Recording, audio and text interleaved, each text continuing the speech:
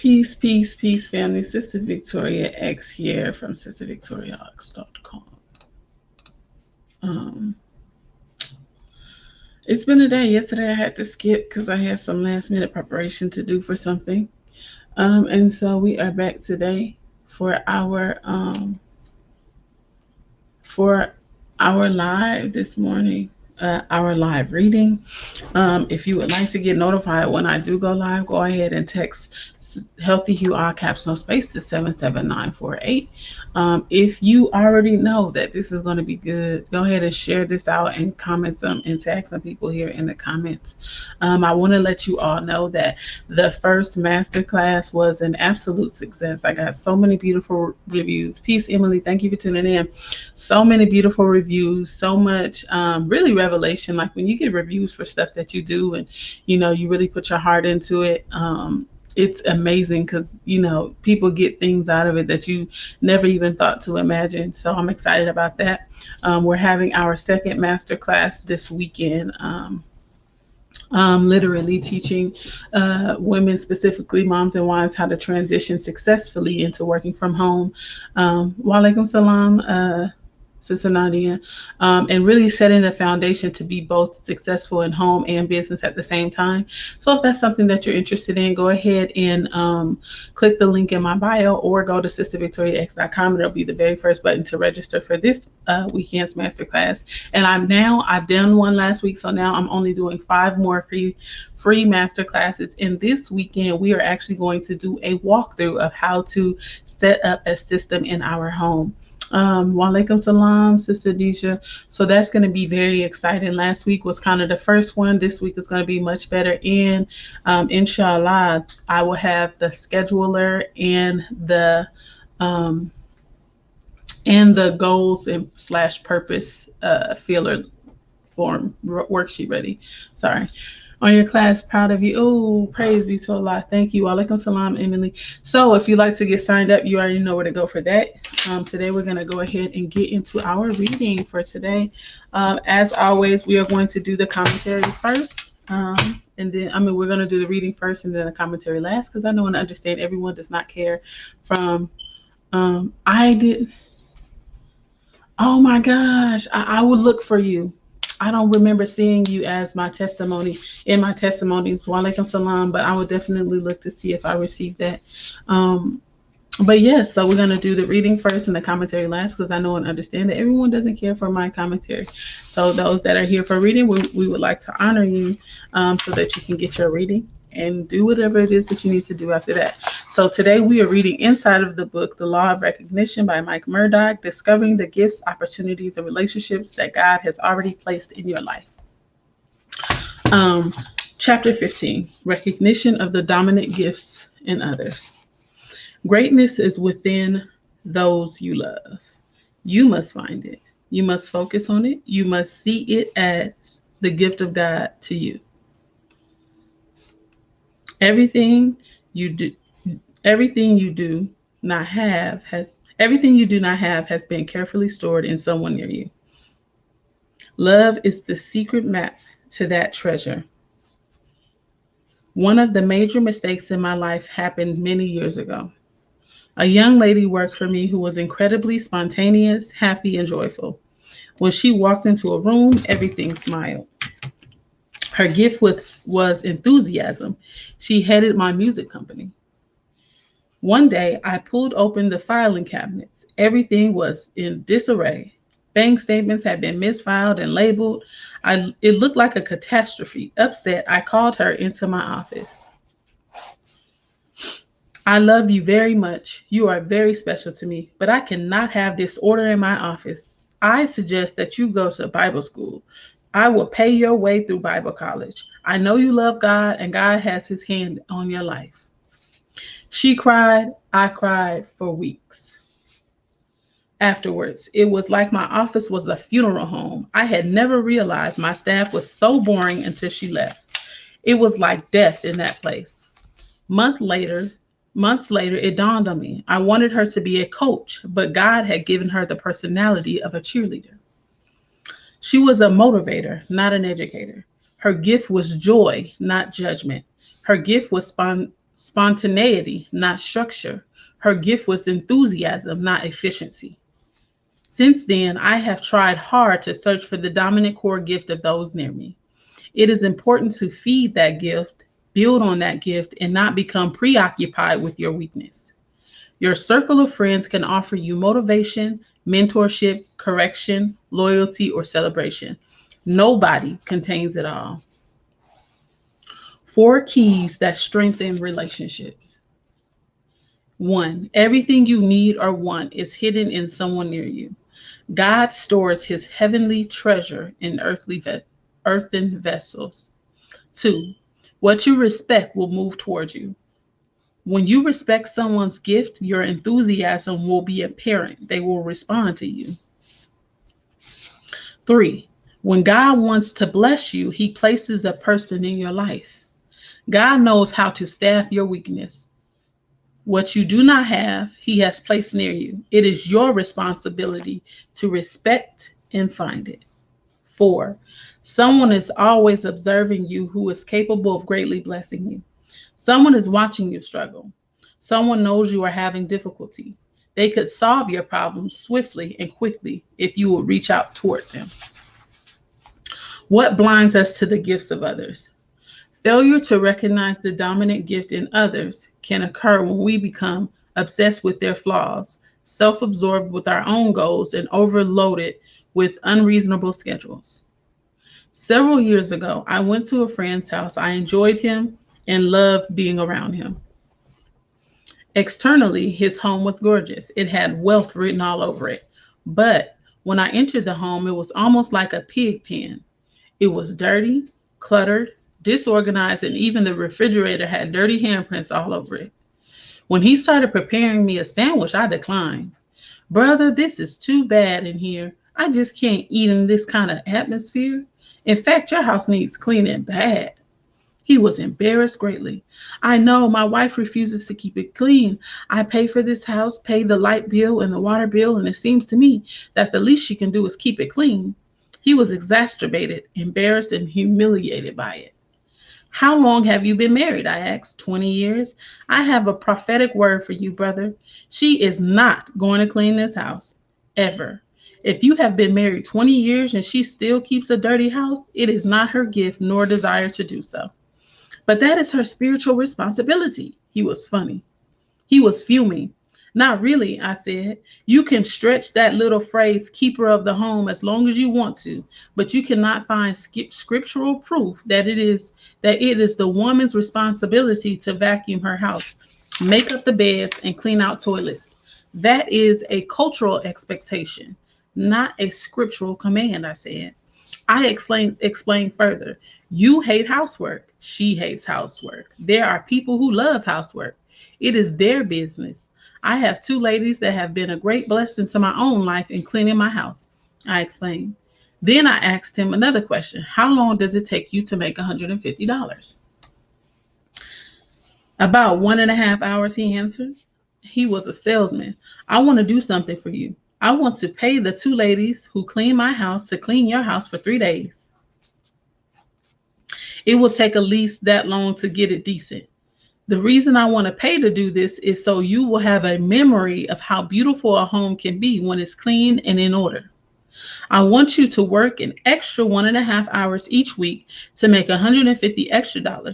Take the $150 extra to have your house clean.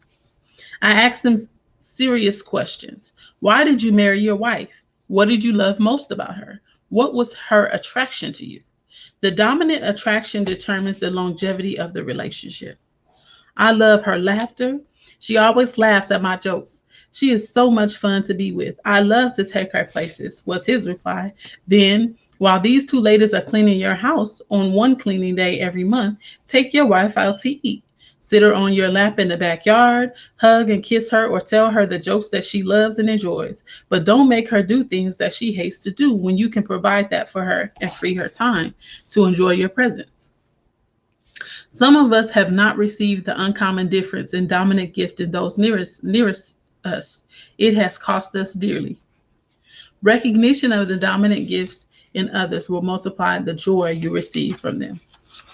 So that is the conclusion of chapter 15, Recognition of the Dominant Gift in Others, inside of the book, The Law of Recognition by Mike Murdock, discovering the gifts, opportunities, and relationships that God has already placed in your life.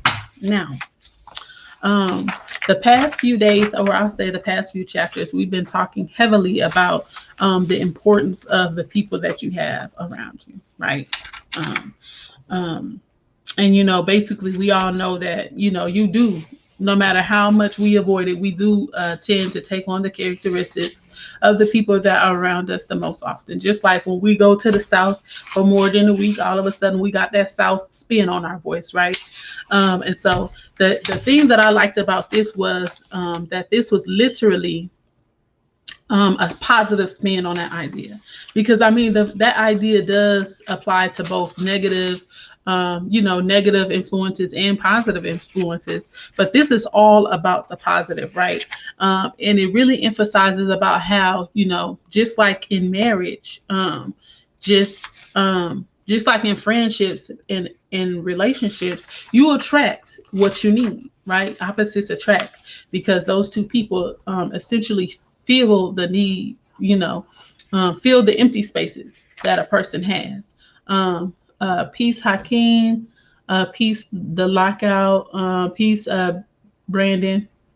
Hey, Sharita. Peace, family. Walaikum salam. P. Garner. But yeah, so you tend to attract the people that fill the holes or fill the chinks in your armor, right? And so this was like a really breakdown. This was a really good breakdown of an explanation of just taking the time to evaluate the people in your life.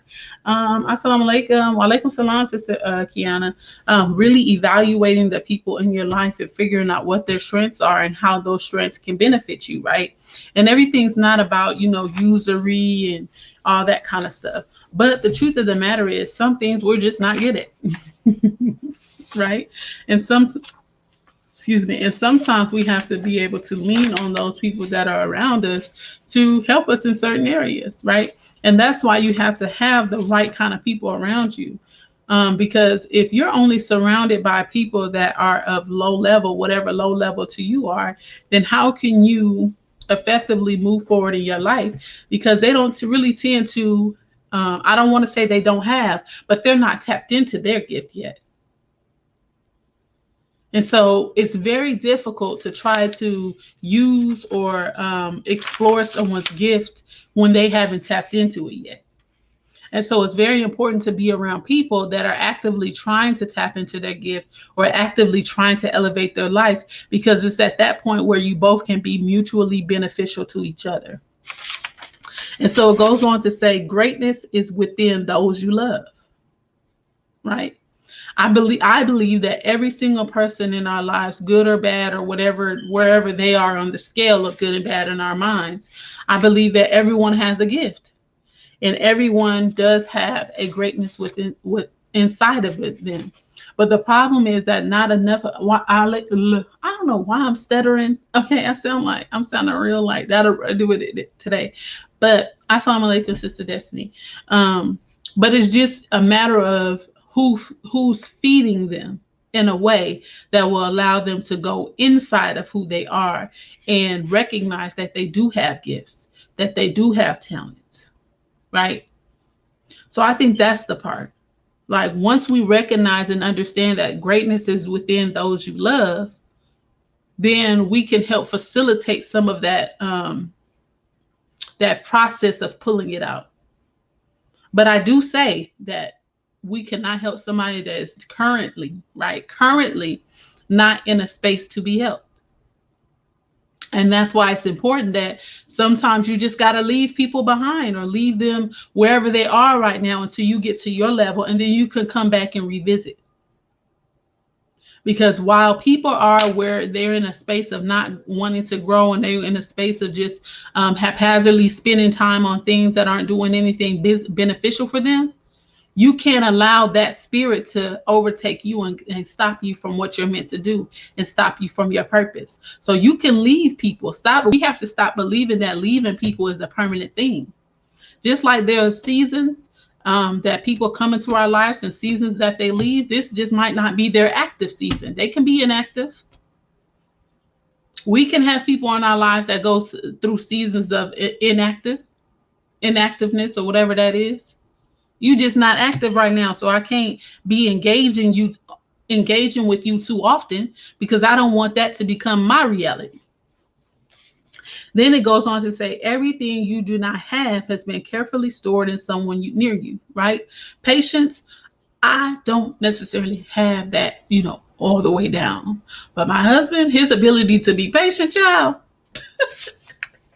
And I'm talking about just with me. You know what I mean? Even with the children, his ability to be patient, right? And so Allah gave me someone so that I know what it looks like. Sometimes it's not that we don't understand the concept of a thing. We just can't see the application. And so I've literally been able to watch my husband over the years be so patient. And even though I haven't, gotten it down all of the way, I'm much more patient now than I used to be. So then it goes on to say, I really like this story when he was talking about how he had that assistant that was so happy, that brought so much joy into the office. Assalamu alaikum, Brother Daniel. That brought so much joy into the office when she was there.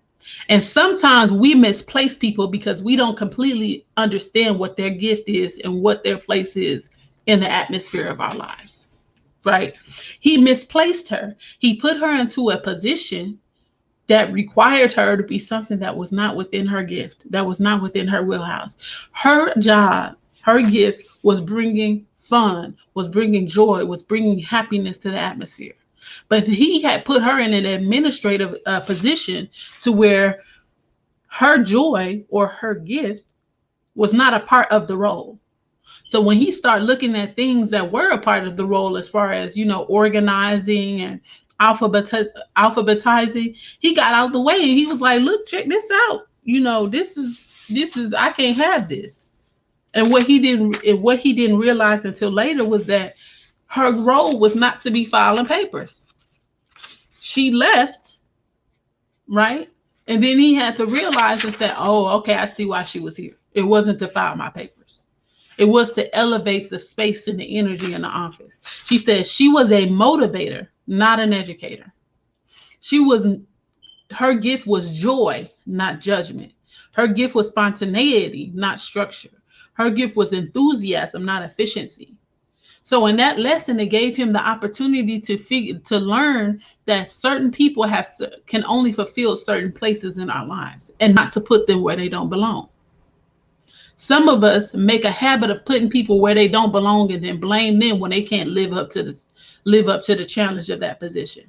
He pushed her out. Lesson learned for him, though. Yeah, he did push her out. And he definitely learned that office went back to dry. Okay, the Sahara. Okay. She said, it says your circle of friends can offer you motivation, mentorship, correction, loyalty, or celebration. Nobody contains it all. And we know that. Even though we try to make people our all, we know that everyone does not contain everything. Right? That's why we have some friends that we tell our business to, some people that we do business with, some people that we might gossip with, even though we're not supposed to be doing that. But we got some friends that, okay, I can kind of slide it in with this friend over here, but this friend, she not really with the gossip. We know, but sometimes we have to hear it. Every friend that you have is not going to fulfill every hole in your life, just like you not going to fulfill every hole in your friend's life, right? And then 4 keys that strengthen friendships. 1, everything you need or want is hidden in someone near you. 2, what you respect will move towards you. There's a different level of respect and closeness that comes inside of a friendship when you allow them to operate within their gift and stop forcing them outside of it. Right? Some of us, we know where our friends' gifts are, but then we try to put them in a position in our lives that their gifts don't fit. And that's how friendships drive apart. If you know your friend is not into being social or being out, that's just not really their scene, and you keep trying to force them to be that, no, it's not going to work. If you know that your friend is the creative, they don't really care about business, but they can help you create stuff, and you trying to force them into business, it's not going to work. They might eventually be ready for business, but one thing I've learned about creatives is that they have to get to a certain point within their creativity where they feel as if it's good enough to share and make it a business. It ain't about us. Creative people, they have to know in their mind that it's good enough. 3, when God wants to bless you, he places a person in your life. You ever ask for something and all of a sudden you got a new friend? Nina Simone, peace. Thank you for tuning in. The friend was a part of the gift. And then lastly, someone is always observing you who is capable of greatly blessing you. You never know who is watching. Peace, everybody that just tuned in. You never know who is watching you. That's why it's best to be your authentic self at all times and act like you got sense at all times, because you don't know who is watching you. Just because they ain't liking your videos, just because they ain't sharing your videos, does not mean they are not tapped into you and are not willing and able to change your life at any given moment. Some people are in a position to change your life, but they need to see how you struggle through things. They need to see if you have the ability to struggle and not give up. So yes, some people could be watching you just to see if you will break under pressure. Because who wants to be, assalamu alaikum, peace, wives and mothers, because who wants to be connected to somebody that's going to run every time a problem comes? Because we know problems going to come. That's indefinite. There ain't no getting around that part. So some people will literally watch you just to see how you act when something come up that's difficult. And the other part is they want to see if you're going to ask for help. Oh, are you too prideful? Nobody want to be in business or connected to someone that got too much ego and too much pride. Are you too prideful? You know you're struggling. Are you too prideful to ask for help instead of struggling and wasting time? And this part, failure to recognize the dominant gift in others can occur when we become obsessed with their flaws, self-absorbed with our own goals, and overloaded with unreasonable schedules. The teaching said the best, settle on the best part. I ain't saying ignore the bad parts, because sometimes, you know what I mean? I'll let that go where it go. But settle on the best part. And when you settle on the best part of people, they tend to operate in their best part. I appreciate you so much too, Sister Destiny. Praise be to Allah. Where you settle, like if you always focus on the bad in people, if you always calling them out for something bad, you don't never see nothing that they good. What incentive do they have to show you and give you the good parts of themselves? I know that no matter what I do, you're going to be telling me what I ain't did, how I could have did this better, whatever. So why would I show you the best parts of me? Why would I continue to give you the good parts that you're asking for if you can't even appreciate them when I show them to you? A lot of us have people in our lives that we've given up on. But we've given up on them because we haven't treated them with care. And they stopped caring. We're not talking about, coddling people and all that kind of stuff. We're talking about genuinely feeding into the good parts of them, even when that doesn't necessarily serve you. Like you don't get no direct benefit from it. You know what I mean? We love to feed into somebody's good part when we could see the benefit, when we could see the direct benefit, how it's going to increase our life, how it's going to increase our bottom line. We could feed into the good then. But some people just need someone to recognize that there is good into them for them to continue to tap into it. So if you have someone in your life that has so much potential, investigate why they're not tapping into that potential. Investigate who was around them. And if you're around them and you're not feeding into their potential, then you are just as equally a part of the problem as they are. Because we are human beings, And not all of us, peace Chandelier, thank you for tuning in. Not all of us have gotten to a place in our relationship with God where God is enough yet. Right? So some of us needs God angels, aka us, the rest of us, to feed us in a way that will push us into a relationship with God.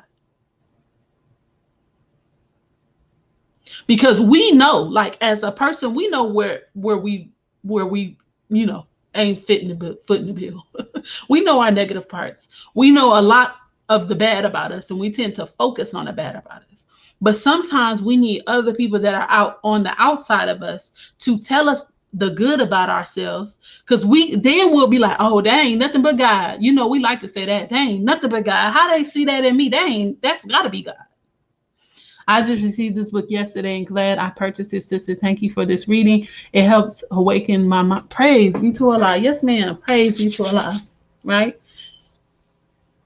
When we get compliments that we don't deserve, we know it's Allah. Even if we don't know it's Allah. We know. So I challenge us to investigate if we're feeding the God and the people that are around us or feeding the devil. And then it says, then it goes into talking about how, you know, the guy has been married with his wife for 20 years, and you know the house ain't never been clean and all that kind of stuff. That goes back to what we read in Minister Ava's book, Naturally Beautiful, when she was talking about, you know, my husband likes his suits pressed, and then I got too busy, and then I just had to make sure they got pressed. The important part was that it got done, not that I did it. And so he told the man, he said, you know, it's been 20 years, you know, your wife ain't been cleaning up. She ain't gonna start today, buddy. So if that's an important part of, you know, your ability to produce, then hire a cleaner. Hire someone that can clean your house. And then love on the parts of your wife that, you know, that you fell in love with her for. He said, I loved her laughter. She made me feel good. What he say? She made me feel good. I love spending time with her. Well, brother, instead of forcing her to clean up the house all day, this big, beautiful house that you have, why don't you hire someone to clean so that you can enjoy the parts of her that you fell in love with? And that's the same thing for us working women. If you know, like we know, our husbands enjoy a clean space. They enjoy a clean space. Okay. They might not say it all the time, but they like to walk in a room and just not feel the clutter of it all. Hire somebody, sis. Who said that you got to be the one breaking your back? Let those that love doing that do that. And then it says, look, and check this out. I want to do something for you. I want to pay the 2 ladies who clean my house to clean your house for 3 days. That's the kind of friend that we need to be. I see a problem in my friend's life. Here, this is how you can fix it. I'm gonna let you experience the fix, and then from there you gotta take it. We gotta stop trying to guilt people into something. Maybe they just don't really believe that that's what it is. So sometimes you gotta help your friend along a little bit, and then they'll get the feeling after that and continue it. We quick to tell our friends, you need to eat better. Well, bring them like 3 days worth of good food or something. Bring them like 3 days worth of good, Sister Kiana. She be dropping out that bean soup. That'd be good. Give them like 3 days of good food and let them see what it does for their body. Like, we have to be more in the business of taking care of the people that take care of us. Because if we consider them a friend, there's a certain need in our lives that they fulfill. The dominant attraction determines the longevity of the relationship. And then it says recognition of the dominant. Some of us have not recognized the uncommon difference and dominant gift in those nearest us. It has cost us dearly. It's costing you. It costs us to not settle on the best part. Because the best part is, it might be the prayer we've been praying for, that we've been complaining that we ain't received the answer for. So recognition of the dominant gift in others will multiply the joy you receive from them. Where you focus will grow. And that's basics. So I thank you all. I ask that you share this out, tag some people in the comments. If you are interested in getting notified when I go live, text healthy HUE, all caps, no space, to 77948. And as always, not as always, but this weekend is the second of 6 free masterclasses that I'm doing to teach women, primarily mothers and women, mothers and wives, how to transition into working from home and set your foundation so that you can have balance and be successful in both women, both business and home at the same time. So go ahead and go to sistervictoriax.com or click the link in my bio and click the very first button to register for Saturday's masterclass. And I will see you all tomorrow morning.